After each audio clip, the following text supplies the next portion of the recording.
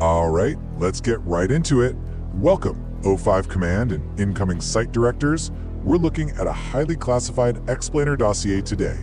I'll be your briefing officer, and we are diving deep into the volatile, rapidly escalating Keter-class anomaly known as SCP-354. You probably know it as the Red Pool. Now make sure your security clearances are fully validated because what we're about to cover involves catastrophic containment failures, intense cognitive hazards, and the complete loss of entire Foundation facilities. Let's get started. We'll be moving chronologically through 5 threat vectors today. Threat origin and containment, the log of hostile entities, the event 354-20 escalation, the psychic anomaly, and finally, our current containment directives. Section 1. Threat origin and containment. Establishing the baseline parameters. Okay, let's start with the baseline facts. SCP-354 is a Keter-class anomaly situated way up in northern Canada. Physically, it's an immobile pool of red liquid, and while it looks and feels exactly like human blood, our tests show absolutely zero biological signatures. Nothing. It's weird too, because it doesn't even have distinct banks. The soil just kind of blends with the liquid until it becomes solid ground. But here's the real kicker. The liquid actually thickens into this dense, heavy sludge the further down you go, and we literally have not found a bottom yet. Of course, the primary threat isn't the pool itself. It's the highly dangerous, incredibly hostile entities that periodically crawl out of it. So, after some plane crash survivors stumbled upon it, the Foundation set up Watch Station Epsilon 38. It was just a basic monitoring outpost. Well, that station was completely wiped out, all hands lost, the very first time an unidentified bat-like entity emerged. That disaster forced a total rethink of our containment strategy. We built Area 354. And let me tell you, this wasn't just an outpost, it was a fortress. We're talking 20-foot reinforced concrete walls, elevated catwalks, high-speed motion tracking, and heavy armed overwatch. The whole shebang was designed specifically to trap and kill absolutely anything trying to claw its way out of that pool. Moving on to Section 2, Log of Hostile Entities, Escalation of Foundation Force. And man, that defensive perimeter was put to the test almost immediately. We're looking at just a fraction of the biological and mechanical nightmares this pool has spit out. You've got SCP-354-2, a massive, bulletproof mammalian creature that literally required napalm to put down. Then there was 354-3, this levitating radioactive black sphere shooting lethal radiation beams. Believe it or not, that one was only stopped when the area had charged it and smashed it with a sledgehammer, somehow surviving its self-detonation. And then we have 354-4, a 15-foot-tall reptilian humanoid that breached the wall entirely, totally shrugging off our gunfire. We actually had to call in Mobile Task Force Omega-7, yeah, Pandora's box, just to track it down and neutralize it. So you can see the extreme escalating force required here. But the physical devastation truly peaked with SCP-354-18. D-Class survivors described it as a cloaked, metallic, humanoid machine. It tore through the facility and eradicated a staggering 90% of Area 354's guard personnel. And then, it just mysteriously powered down after 60 minutes. After that absolute massacre, something really unnerving happened. The pool just went quiet, dormant for 22 straight months. Up to that point, the longest gap between monster emergences was only 8 months. It prompted the area head to make a pretty chilling observation. Either the Red Pool has died, or it is charging up for something big. But you know how it goes. Despite that warning, O5 Command figured the threat was winding down. They actually recalled 30% of the personnel and slashed the site's funding by 25%. Section 3. Event 354-20 Escalation.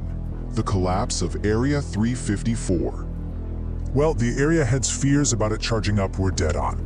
Event 354-20 was a total catastrophe. Looking at the timeline, you see a chilling, highly coordinated sequence. First, in the morning, the Area 354 staff suddenly shut down the power and evacuated. They took supplies, they took vehicles. This was not a blind panic, it was deliberate. By midday, long before Foundation recovery could arrive, the on-site nuclear warhead was detonated. The entire facility was vaporized. Then, in the afternoon, MTF Theta-12 intercepts the evacuation convoy heading south, and by evening, MTF Theta-12 is completely wiped out by the very people they were sent to rescue. The most disturbing part of that final firefight? The audio logs from the destroyed MTF unit confirm a total inversion of the chain of command. You had expendable, armed D-Class subjects and top-tier Foundation researchers working side by side in perfect, lethal unison, just slaughtering our recovery forces. Since then, we've lost all contact with those former Area 354 personnel. Section 4. The Psychic Anomaly. Interrogation of Agent Redacted. So why did highly vetted, strictly loyal Foundation personnel suddenly turn on us like that? To understand that, we have to look at a highly classified draining operation. Interrogations of a surviving agent revealed that Site Command had quietly greenlit a desperate plan to empty the Red Pool. The operation itself was pretty straightforward. Evacuate non-essential personnel a few clicks away, pull back the half-meter reinforced concrete defensive slab, and drop heavy industrial extraction pumps right into the red liquid. But when they got to step 3, things went sideways in a way literally no one predicted. The surviving agent described the exact moment those pumps went in. And it wasn't a mechanical failure.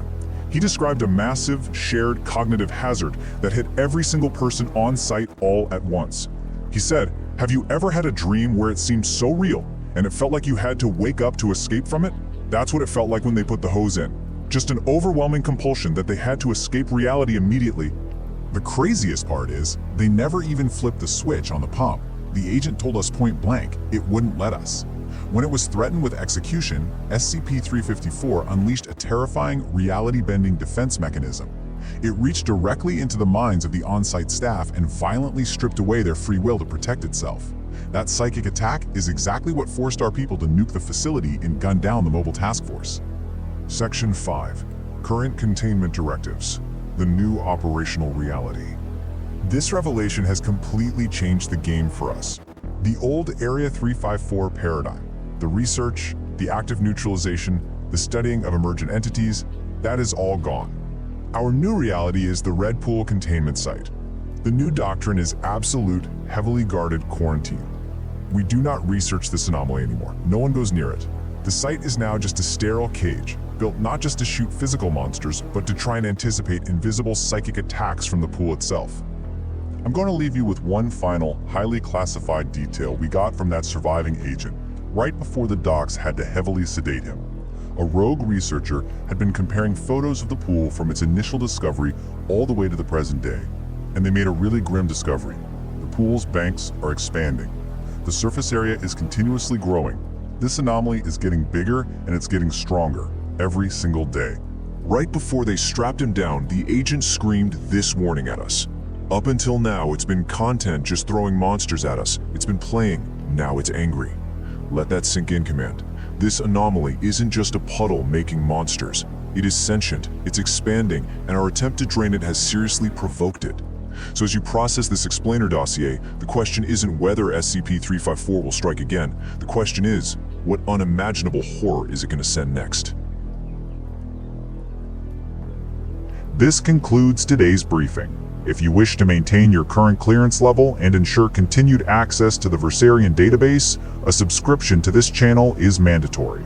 Secure your connection by leaving a like on this file, and log your requests in the comments section below to dictate which anomaly we unseal next.